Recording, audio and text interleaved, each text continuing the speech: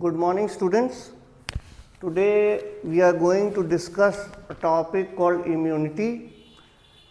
Since in this chapter we have already discussed common human diseases, as you know. Now this is a chapter which is related with immunity. Now you know that about immunity as such. Immunity is actually a thing which is present in our body. The pathogen used to affect us in several ways. It causes diseases in us, but it is the only ability of a person to defend against the disease or a pathogen is called as immunity. The ability of the body to defend itself against the harmful pathogens which can cause disease is called as immunity in a very simple terms. Now let us discuss about the types of immunity we have. Types of immunity.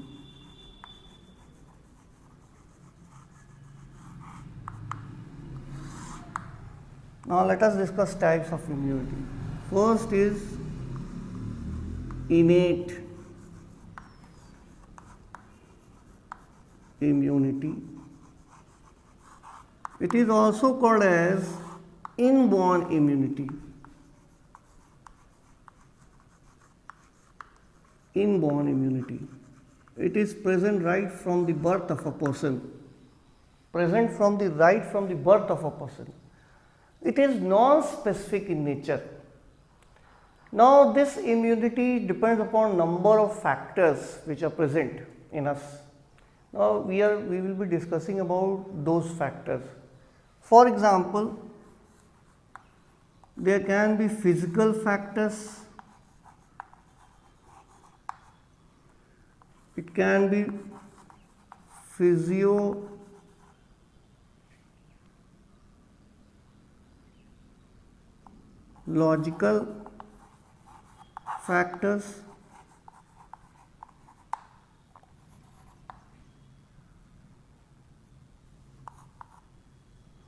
then it can be due to cellular factors, then it can be due to cytokine. Now these all are barriers actually, physical barrier, not factors, these are barriers, physiological barriers, cellular barriers and cytokine barrier. These are all barriers which prevent the entry of microorganism, harmful microorganism or pathogen inside our body. Now let us discuss one by one. Let us discuss the physical barrier. See, you know very well that we have skin, outer skin, which protect us from very invading microorganisms. Then inside our body, in the urinogenital tract, in the respiratory tract, in the digestive tract, gastrointestinal tract we can call it, we have epithelium layer which secretes mucus, so that can trap harmful microorganism and that will prevent the harmful microorganism during the process of its entry inside our body. So that has the ability to trap the microorganism. Now let us discuss the physiological barrier. Physiological barrier. Now physiological barrier, you know that we have many kinds of physiological barrier as such. For example, the lysozyme which is secreted in our tears, that has the ability to break down the cell wall of the microorganism.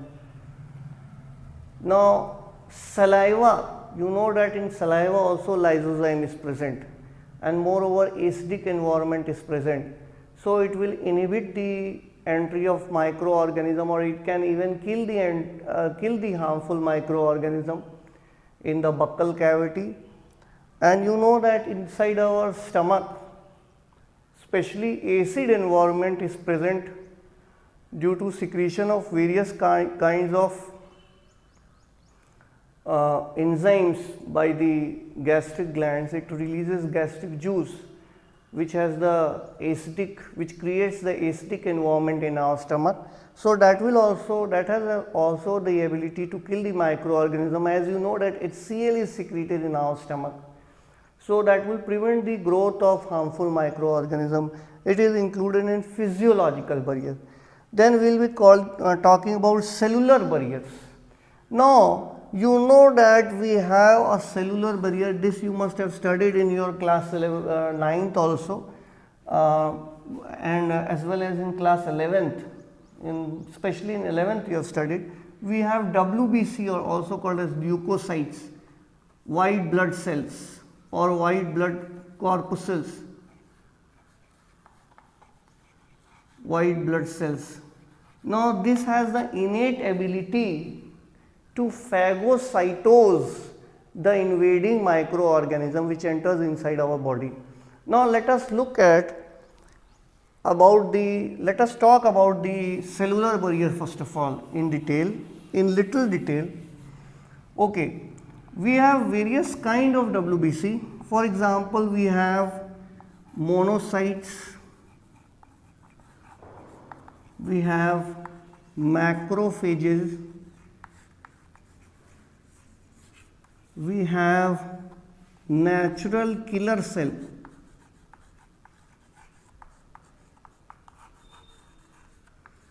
then we have PMNL. The full form is polymorphonuclear leukocytes.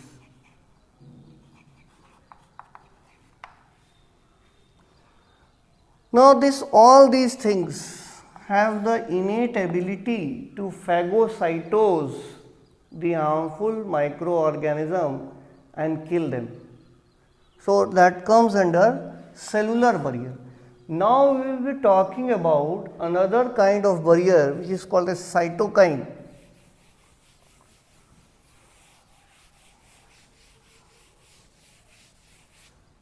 The fourth one, cytokine barrier. See, there are certain proteins called as interferons,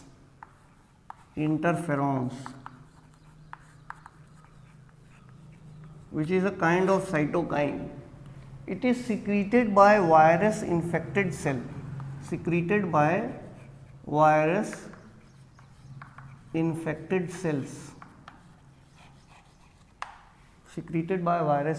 cells, and they protect the other healthy cells from viruses. So that comes under cytokine barrier. So let me briefly explain what we have studied right now. That we have studied about innate immunity. It is an inborn immunity. It is non-specific in nature. Now this innate or inborn immunity depends upon 4 factors. They are kind of barriers. They depend upon 4 barriers: physical barrier, physiological barrier, and third one was cellular barrier, and the fourth one is cytokine barrier. I have already told you the physical barrier is skin and the epithelium lining present at the various tracts in our body, including respiratory tract, urogenital tract, and gastrointestinal tract. They can trap and kill the harmful microorganisms which are present there. Apart from that, we have cellular barrier, all kinds of WBC. They have the ability to phagocytose and kill the invading microorganism.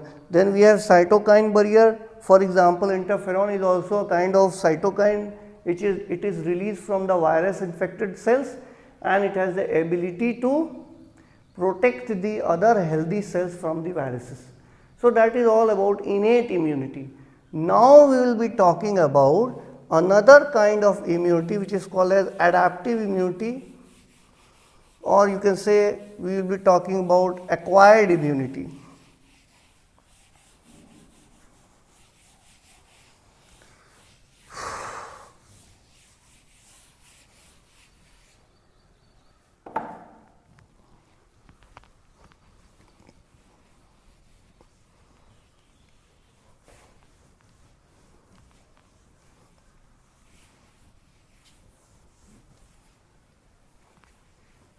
Okay.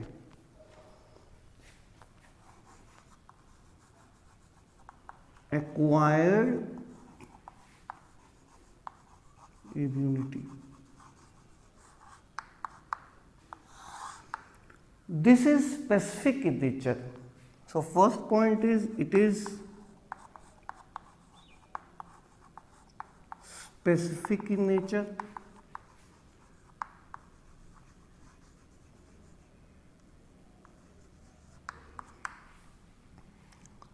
Now this kind of immunity is specific in nature, and we have acquired immunity in our lifetime. So this immunity develops due to entry of pathogens inside our body. So in the first case, when the pathogen enters inside our body, let me tell you certain things regarding pathogens. Certain terms are there. By knowing these terms, it will be better for you to understand this chapter well. So suppose this is a pathogen, a kind of bacteria. It may have on its outer covering many kinds of antigens. We call it as antigens.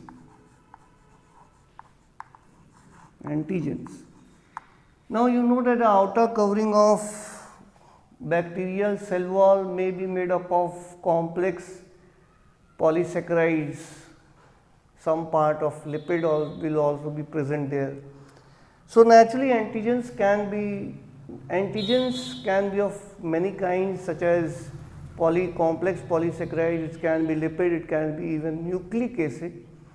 Now when the body cells, our defense body cells, for example WBC, they interact with these antigens, then our immunity system is evoked, EVOKED.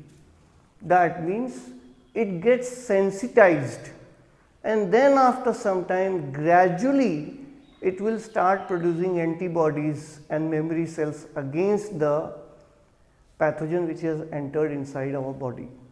Gradually it will start producing antibody. So the process will be slow.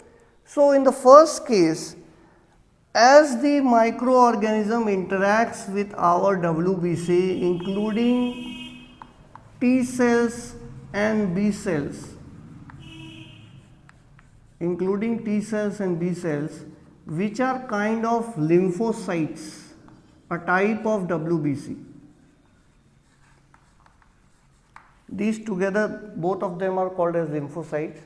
It is a kind of WBC. In class 11th, you have studied 5 kinds of WBC as such, and this is very important, T cell and B cell. When they interact with the antigen, they get sensitized, or you can say they get activated to produce memory cells, including and also antibodies. So, but since this is a slow process, it takes time. Moreover, the response is not very intensified. It does not have a very high intensity, and that is called as primary response. Primary immune response. That is called as primary immune response. During the primary immune response, what happens is when the WBC T and B cells interacts with the antigen or the invading microbes, the activation process is slow, and after about 5 to 7 days antibody will start getting produced. So it takes time, 5 to 7 days, for the antibody to develop in a huge number. Within this time gap, the person may fall ill. So the primary response is very slow and the intensity is also low, LOW, low. So in this case the person gets ill. But if suppose the same kind of pathogen having same antigen enters inside the body the second time, then this reaction, then this secondary response is very fast. I can tell you the reason behind it. During the primary response, what happens is after 5 to 7 days, antibodies are also produced,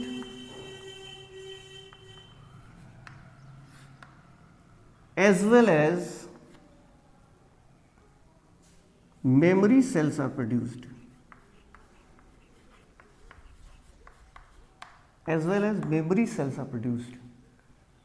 Now this antibody, after suppose it fights with the invading microorganism and it kills this microorganism, after that the antibody disintegrates. But memory cells are present for a very long period of time and they keep on circulating in our body, in the blood. So during the second time, if that pathogen having the same antigenicity enters inside the body, naturally the memory cells will interact with that particular microorganism containing the same antigenicity. Now the response time, the secondary response will be very fast. Within 1 or 2 days, high amount of antibodies will start producing. It will start producing high amount of antibodies which will be able to kill those microorganisms, and in this case the person will not get ill, because as soon as the microorganism has entered inside the body, the immunity has evoked, and the intensity of this immunity, the secondary immune response, is very, very high. About 100 to 1000 times more antibodies are produced as compared to the primary response. So there is a very high level of intensity. In that case, the person will not get ill. So that is just due to production of memory cells earlier during the primary infection. So this I will tell you later on. I will explain you much in detail, but first let me tell you something about antibodies. Antibodies is a term you must have heard in class 9th also and 11th also, but you may not be knowing much about the antibodies. I will tell you something about the antibodies. But first of all, let us draw a small diagram of the antibody, and then I will tell you something about the antibodies, the types of antibodies which are present in us, and then you will be able to understand in a much better manner. Okay, let us now first of all draw the diagram of antibody. Okay.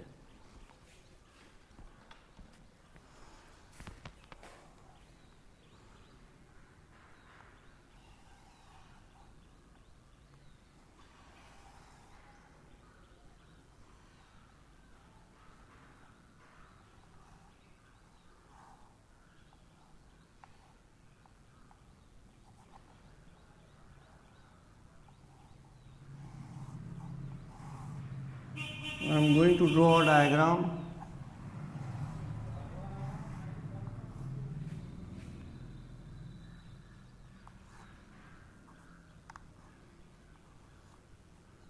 Of the antibody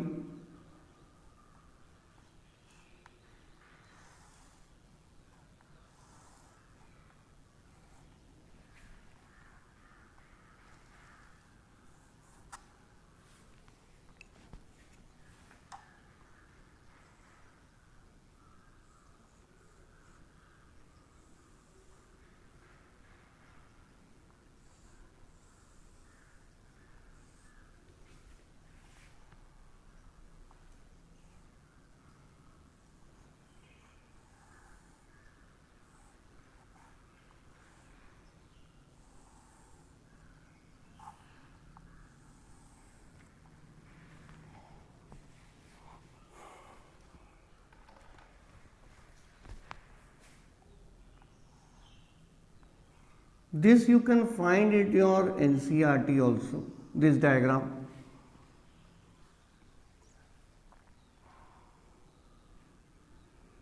Here is the disulfide linkage. I am drawing SS in between the two. This is the disulfide linkage SS. Disulfide linkage in between these two chains. It consists of 4 chains. This is called as light chain, the outer part, it is called as light chain, and this inner 2 chains, these are called as heavy chains. So these are actually heavy chains,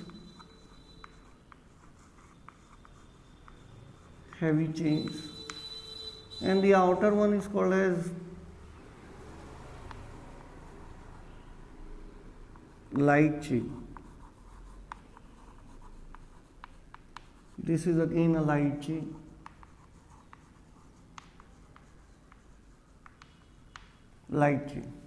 See,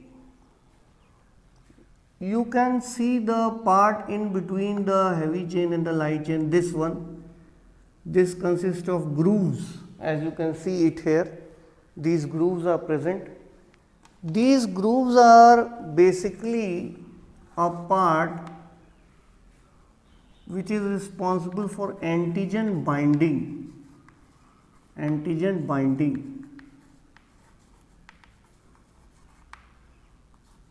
So it is the antigen binding part of the antibodies. Antigen binding part of the antibodies. The antibodies will bind the antigen and will kill the antigen, invading antigen or the microorganism. So this is the antigen binding part. These are the 2 heavy chains. These heavy chains are also connected with each other with the help of sulfide bond. This you can see. Moreover, these are actually antibodies consist of, it is made up of glycoprotein. More amount of protein as compared to carbohydrate, but it is a glycoprotein. It is a glycoprotein basically. In your own book, you will see in many pages of the NCERT, you will see that antibodies are protein, because protein part is more as compared to carbohydrate part. Now, this again sulfide bond is present at various parts of the antibodies.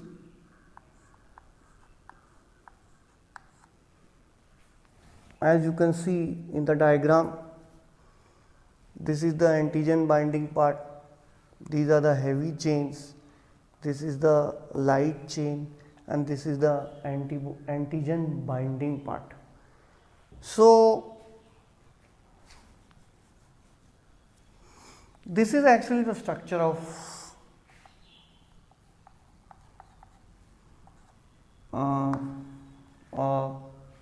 antibody. Now,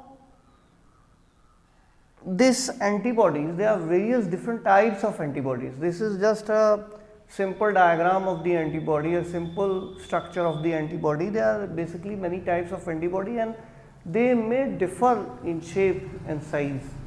In very small amount that will differ. This is a general diagram.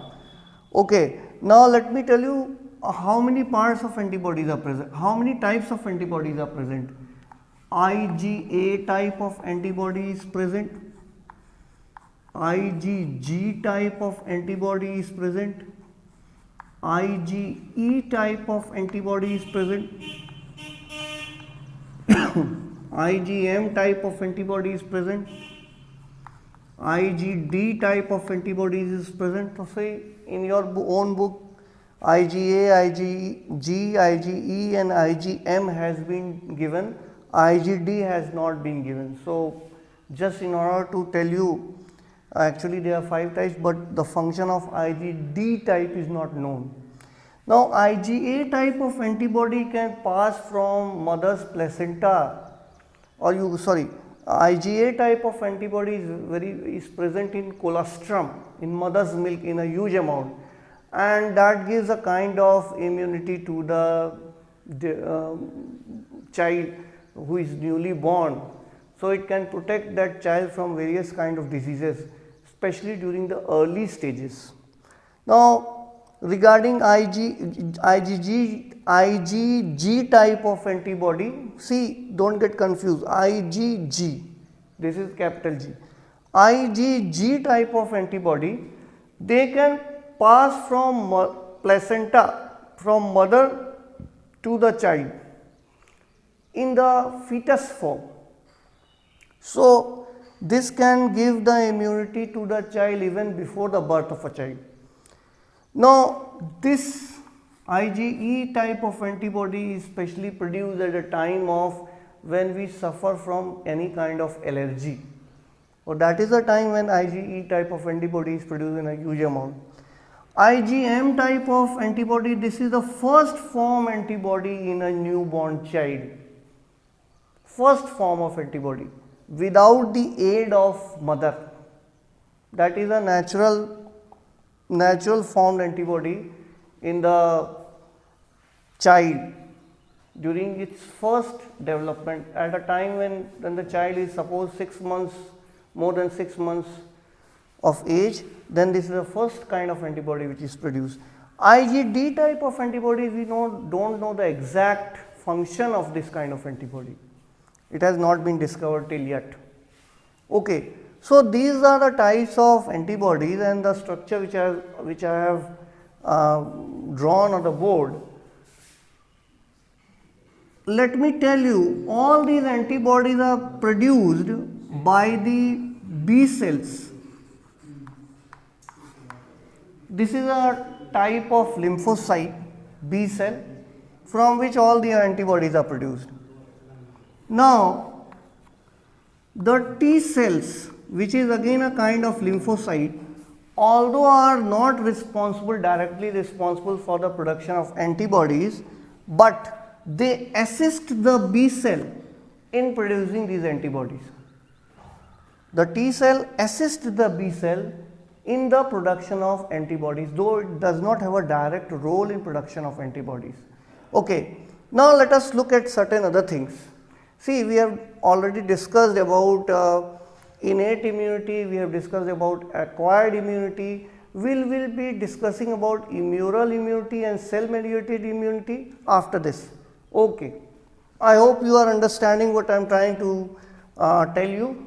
I don't think so there should be any confusion regarding this. Is it clear for all of you? Okay, thank you.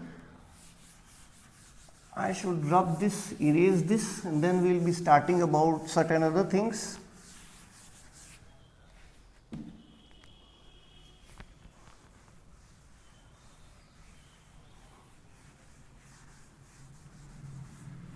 Okay.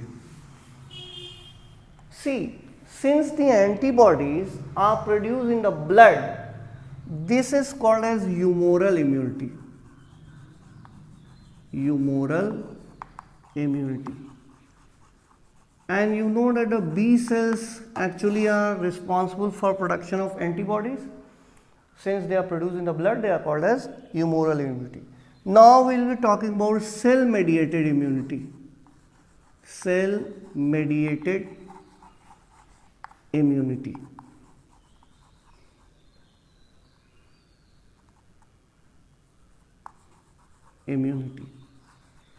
Now cell mediated immunity is actually immunity which is this is the work of T cell. You can say that the T cell is actually responsible for cell mediated immunity, though it does not produce any kind of antibodies. Now the T cells, T lymphocyte cells are basically of two kinds: T helper cell,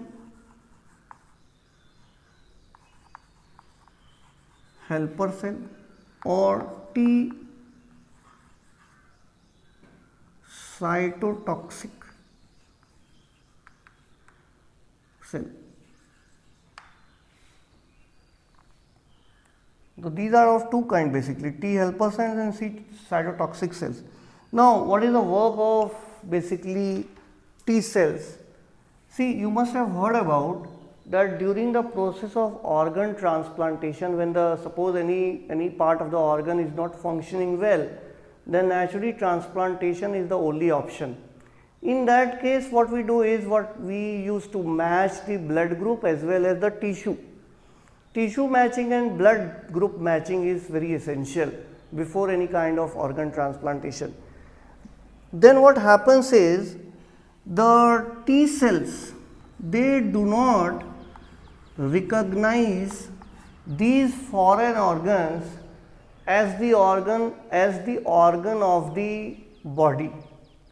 They assume these donated organs as foreign bodies and they start to attack them. So T cells are basically responsible for organ rejection in our body.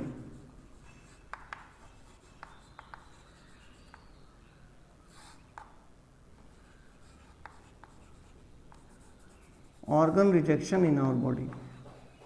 See, please don't assume that T cells are not important for our body and they are actually they used to cause destruction, because the T cells during their maturation, when they are developed in thymus and bone marrow, they have been trained in such a manner that to recognize, that to differentiate between self cell and non-self cell.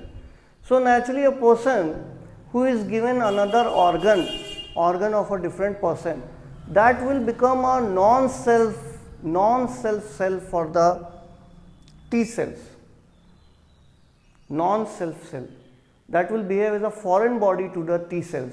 So T cells will start destroying that particular organ which is responsible for organ rejection. In case of organ transplantation, therefore it is required for blood matching as well as tissue matching, so that organ rejection is not very severe. Moreover, immunosuppressive drugs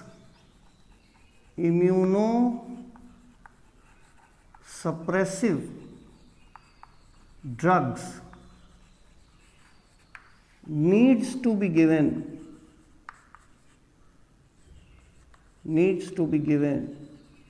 to the person for rest of his life. That means that a person who has undergone organ transplantation, he will be given immunosuppressive drugs for all his life. So naturally here immunity is being compromised. So the person who has an organ transplantation should not be allowed to roam freely, because he can catch many kind of disease. Is it okay? So it is all about acquired immunity. Let us now talk about, or you can say it is adaptive immunity. Let us now talk about two other things. Passive immunity and active immunity. Again, two things.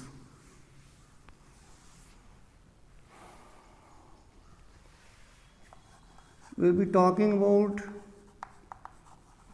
passive immunity and active immunity.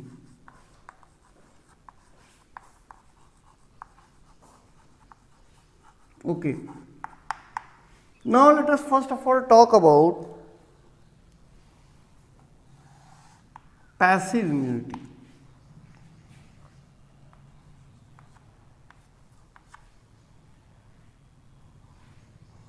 Passive immunity. Let us talk about passive immunity.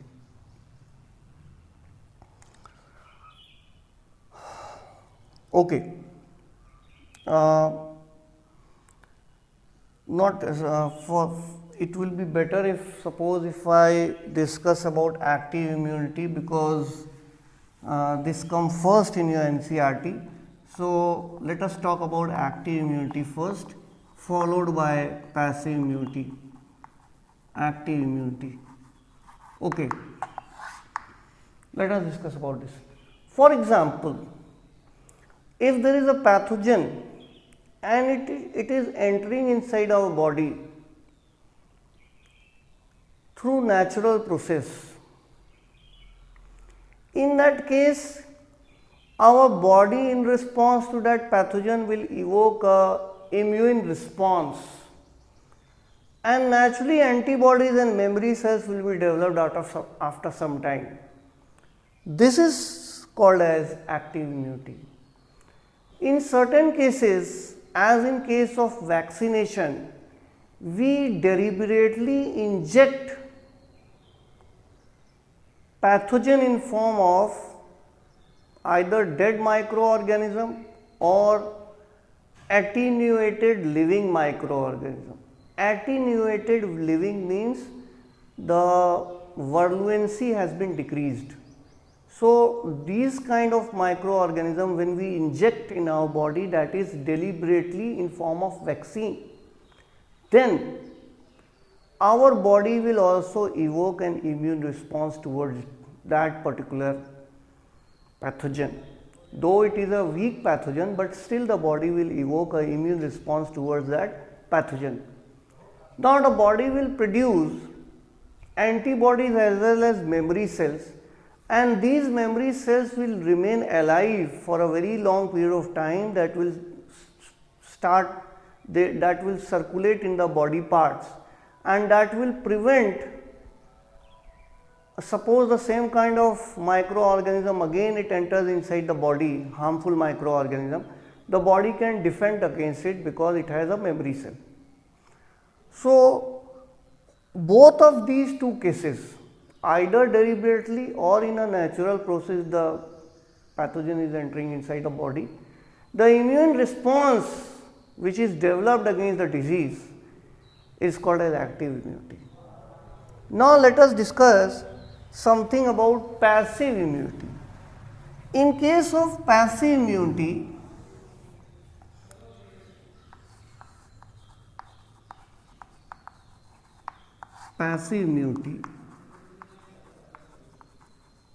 see in colostrum, first form milk, when it is sucked by the baby, newly born baby, in the colostrum, in the first form milk of the mother, huge amount of IgA antibodies are present.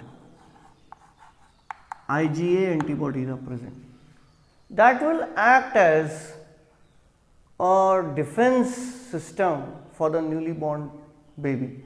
Since newly born baby is highly vulnerable towards many kind of diseases, so naturally it will act as a defense for the newly born baby. Okay. Now this is a form of passive immunity. Even in case of baby, or you can say a fetus, which is developing inside the mother's womb, from the placenta a kind of antibody passes to the baby, which is called as IgG type,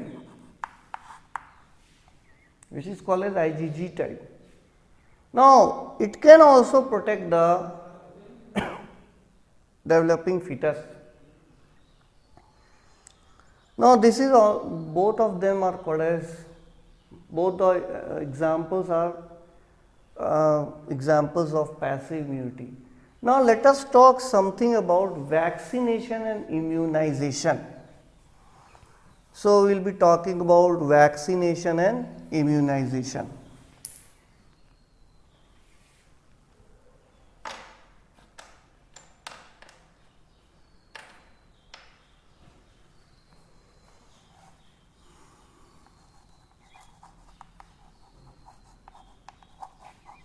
Vaccination and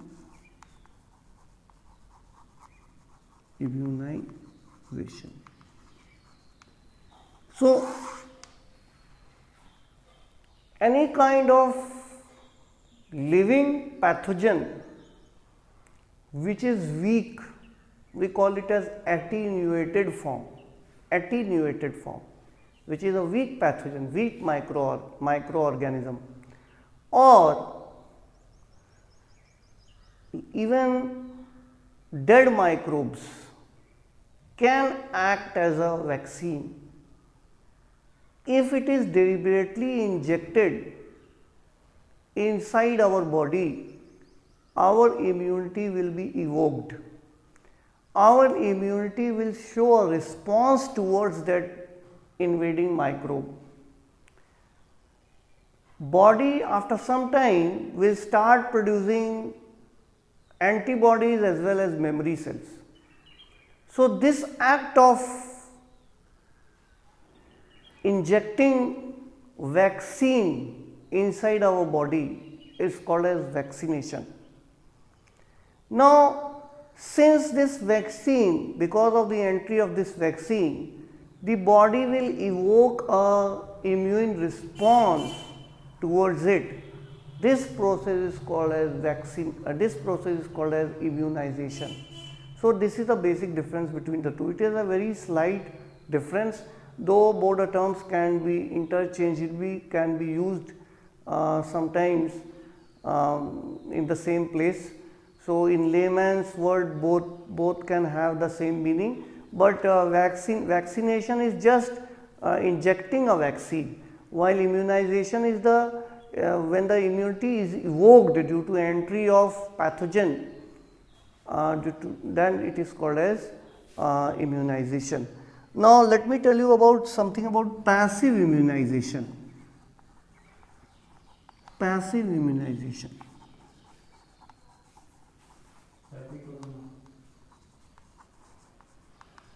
See, in certain cases, deliberately injecting a vaccine cannot be a solution. For example, in case of snake bite, suppose if you are deliberately injecting a vaccine, then you have to wait for some time, 5 to 7 days, so that the immune gets evoked and the immunity shows a response in form of large number of antibodies being produced or the memory cells being produced. Then in this case, in case of snake bite, you don't have such time. Only in 1 hour the person is going to die. Now in this particular case, you cannot wait for the body to show an immune response. So naturally, preformed antibodies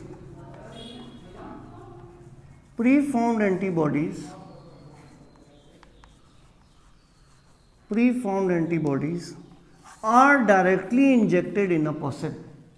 So naturally, these antibodies will have will be able to destroy the invading antigen, which is a part of a microorganism, harmful microorganism.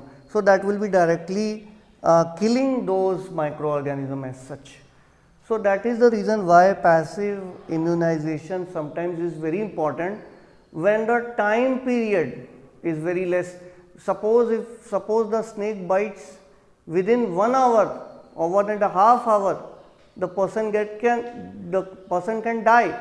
In that particular case, you cannot wait for the immunity to get evoked. In that particular case, the preformed antibody which has already been prepared earlier, that you can inject in a person in order to save a person, and that type of immunity is called as that kind of immunization is called as passive immunization. Okay, I hope you have understood. Now let us talk about certain other things. I will be talking about allergies.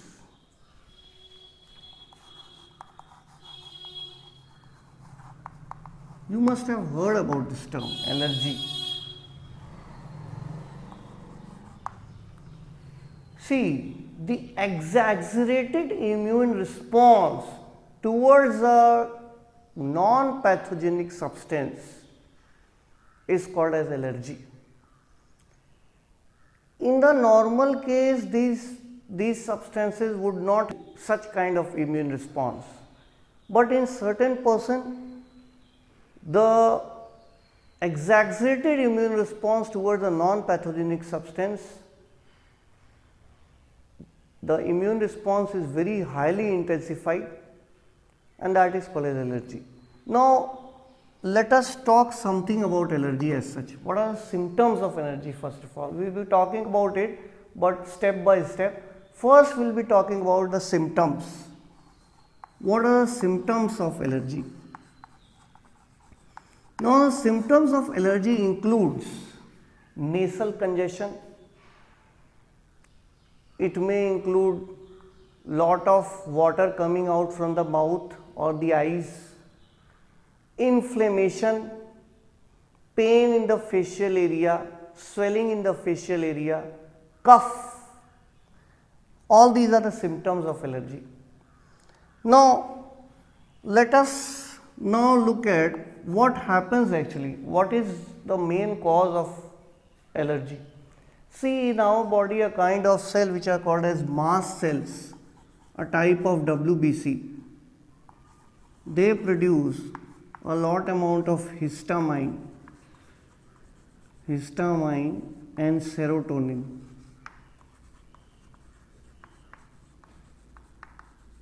And this is responsible for inflammation. Now, how can we reduce the symptoms of allergy as such? By using steroid drugs such as adrenaline, or you can use antihistamine, so that in order to reduce the drug, in order to reduce the effect of, or you can say the symptoms of allergy. Now let us now look at the reasons of allergy, why it happens. The real reason of allergy is a still case of investigation. It has not been fully understood, but there are certain things which can be correlated. For example, it is observed that during the early life, children are overprotected from the environmental condition, and when they are introduced in the environment, naturally they develop allergy. Modern day lifestyle also contributes in the development of allergy. One thing I have missed, that during the course of allergy a kind of antibody is produced which is called as IgE type. IgE type antibody is also produced during the course of allergy. So the reason of allergy has not been understood, but yes, we can say that the modern day lifestyle may have contributed to lowering of the immunity system. Moreover, during the early stages of childhood, we see that the children are overprotected, and when they come in the contact of the environment, they may develop certain symptoms of allergy as such. So that is all about allergy. Now I will be talking about the last part of our topic, and that is called as autoimmunity. That is called as autoimmunity.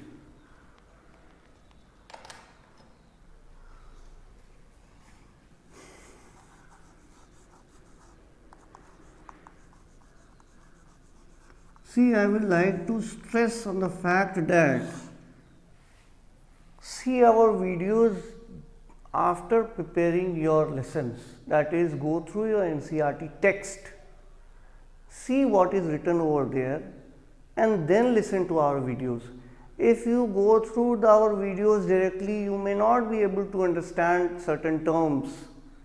So it is advisable to go through the NCERT book or reference book, and then you see our videos as such. Okay, now let us talk about another very small topic, that is autoimmunity. See, during the development of B and T cell, first of all let me tell you, the B cells are kind of cells which are responsible for secretion of antibodies, and they develop at a lymphoid organ called as bone marrow. Bone marrow. Let me tell you about bone marrow. All the long bones, the hollow part present in the long bones are called as bone marrow. So this is the part where the B cells develop and mature, and T cells develop in thymus. Initially they develop in bone marrow, and afterwards they develop in a thymus. Thymus is a part which is situated very near to the heart. So in this the T cells develop also, and they differentiate also. So development and maturation of both T and B cells takes place in bone marrow and thymus. Especially for thymus, it is T cells, it is thymus.